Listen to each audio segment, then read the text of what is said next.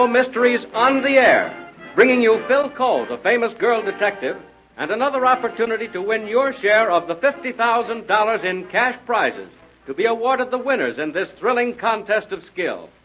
Every week at this same time, over this same station, your Philco radio tube dealer brings you transcribed the exciting Philco Radio Mystery Contest.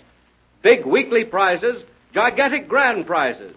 You may win just by answering the easy contest questions you will find in Philco Radio Mystery Book number 2. If you haven't your copy yet, get it right away from your Philco radio tube dealer. In a moment, Philco, the girl detective, is going to solve the Double X mystery. As you listen to the broadcast, those of you who already have Philco Mystery Book number 2, open it to pages 6 and 7. Then you can follow the action on the diagram. Listen carefully. Take notes. Be prepared to win your share of the $50,000 in cash prizes. Ladies and gentlemen, here's the Double X mystery. Our scene opens in Dr. Raymond's hospital, a famous private establishment. It is 11 o'clock in the morning, and Philco and Tom Taylor are visiting a friend named Mrs. Brown, who is gravely ill. Phyl has been ringing for the orderly, but receiving no response, she has gone into the corridor to look for him. I'm awfully sorry, miss, but I didn't hear the buzzer. I'm Judd, the orderly. Oh. I hope you don't mind, miss, but I was having a smoke and a glance at the morning paper. Oh, that's all right, Judd. I was reading about last night's jewel robbery. That there diamond's quite valuable, ain't it? Yes, that was the famous Faith diamond. Well, there was a lot of shooting, and the police think they winged the bloke what stole it, but he got away. You know, coincidence is a funny thing. What do you mean, Judd? Well, of course it don't mean nothing, but a chap named Oliver came to the hospital early this morning with a bullet in his leg. Said he shot himself while cleaning his gun. Oliver's at the end of the corridor in room double X. Did Dr. Raymond report it to the police? Oh, yes. They were here to investigate. But there's nothing to it. Smythe, that's Mr. Oliver's valet, he witnessed the accident. They're English chaps. Oh. You know, an hospital gives a bloke a chance to study human nature. Now, take this chap Oliver, for instance. He gave me quite a chuckle this morning. Is it so funny to have a bullet in your leg? Oh, no, it wasn't that. But when his nurse, Miss Rapp, was getting him ready for the operating room so they could probe for the bullet, she asked him to take out his false teeth. You know, miss, they make you take your dental plates out when you're taking an anesthetic. Oh, yes, of course. Well, Oliver kicked up an awful fuss. Said the nurse would lose the false teeth or maybe break them. But he finally took them out and put them in the pocket of his hospital gown. Most irregular. Oh, hello, Phil. Where have you been? Oh, I've just been talking to Judd. Mrs. Brown's asleep, so we'd better not go back. Yeah. Hello, here comes Miss Rapp. She's the nurse of the Englishman I was telling you about, Mr. Oliver. Excuse me. Aren't you Miss Phyllis Coe, the detective? Yes, Miss Rapp. Something awfully strange has happened in room double X. What has happened? My patient, Mr. Oliver, was operated on a little while ago. Before they brought him back, I went into the room to get it ready and found everything all torn up. What do you mean by torn up? There'd been a thief in the room. Before I could finish getting things in order, Mr. Oliver arrived. Even in his drowsy condition from the anesthetic, he noticed the state of the room and became very excited. Was anything missing? Only a pair of silver-backed military brushes. I'm worried, Miss Coe. Won't you come into room double X and have a look around? All right, I'll come. Is double X this next room on the right? No, that's room Z. The one right beyond it is double X. Come right away, will you please? Of course. And Judd? Yes, miss. You better go down and report this to Dr. Raymond. Right away, miss. And I was planning a lovely luncheon for just the two of us. Hey, what's going on out here? Sounds like Tom Taylor. Harry! You look like a spook in that hospital gown. I feel like little Eva. Well, Phil, this is Harry Jewett. We were classmates at dear old Montague. Harry, this is Phyllis Coe, who loves me dearly. Oh, I move that last be stricken from the record.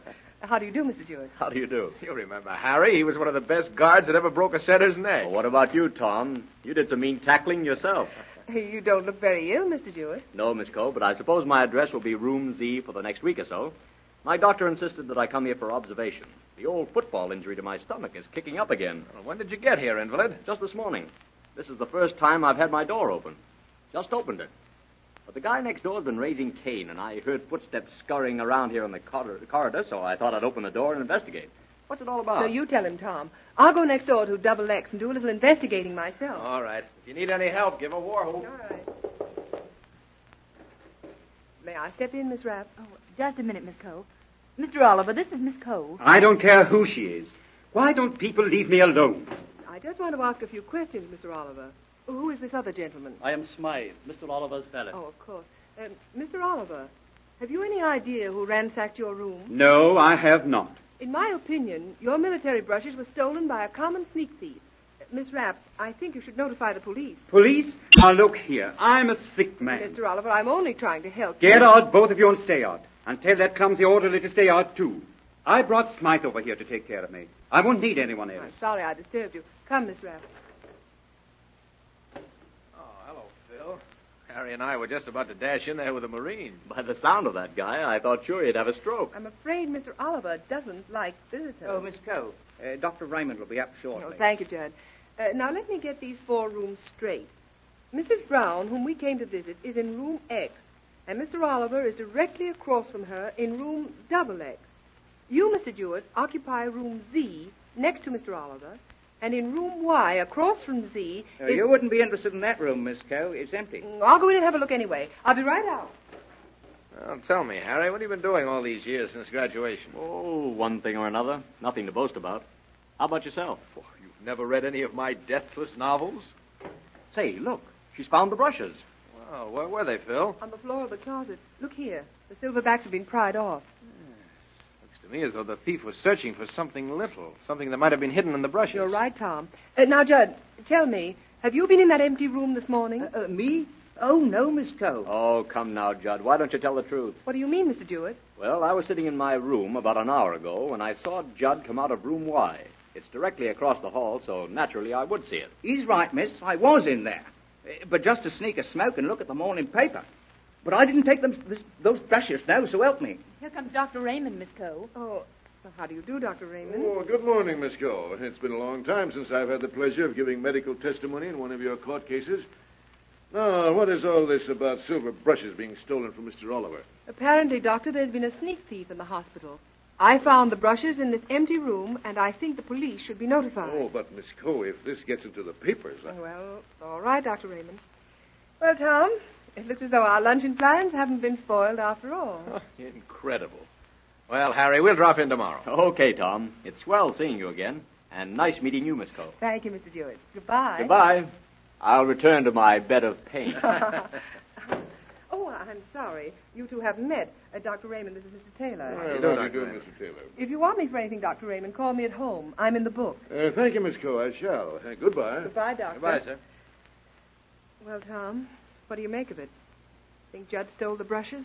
No, I think he probably dropped them when he was moving the furniture in room XX. Saw they were broken and hid them in the closet so he wouldn't be punished. What do you think? I think we haven't heard the last of it. Come on, let's find that heavenly food you've been boasting about.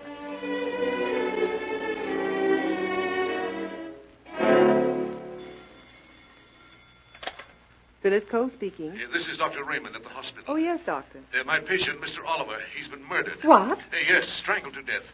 Judd, the orderly, I found him just a moment ago, about 1:30, about 2 hours after you left. Was anything stolen? No, but the body is lying on the floor.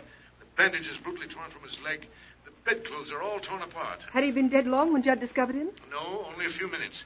Please come over, Miss Cole. All right, Dr. Raymond. I'll be right over.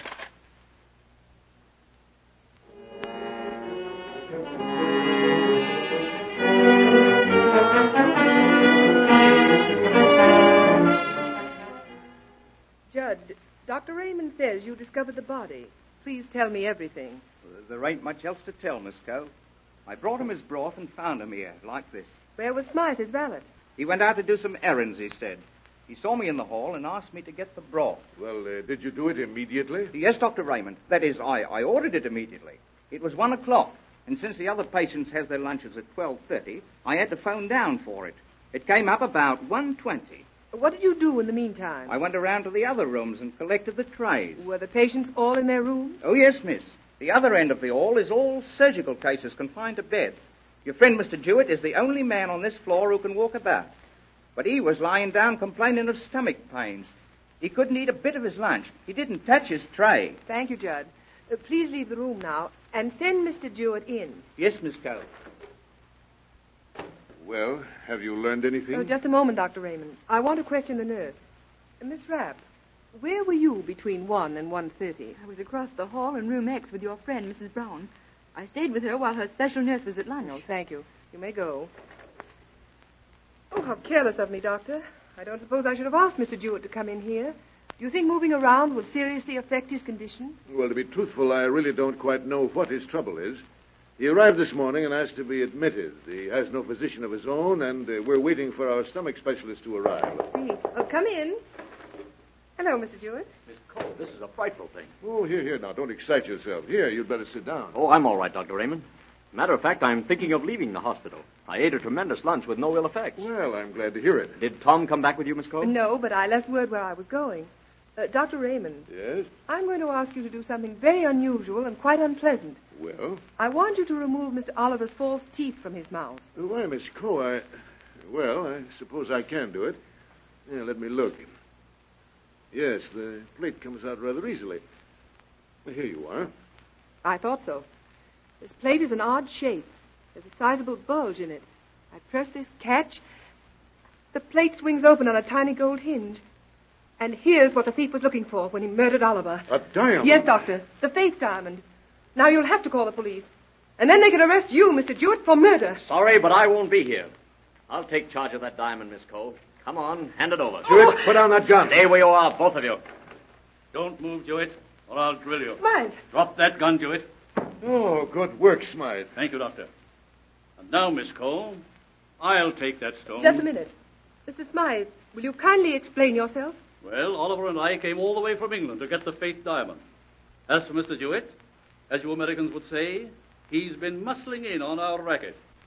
And now, Miss Cole, if you haven't thrown that stone onto the bed within 5 seconds, I shall be forced to mess things up a trifle with this little pop gun. 1, 2, 3. Tom! Why, Tom, have you forgotten that tackling from behind is illegal? I'm afraid you've knocked Smythe out. Phil, are you all right? Oh, yes, I'm quick! Get Jewett! Stop him! Stop him! So long, folks. He's jumped through the window. Take care of Phil, Doctor. I'll run down. No need to, Taylor. This is the top floor.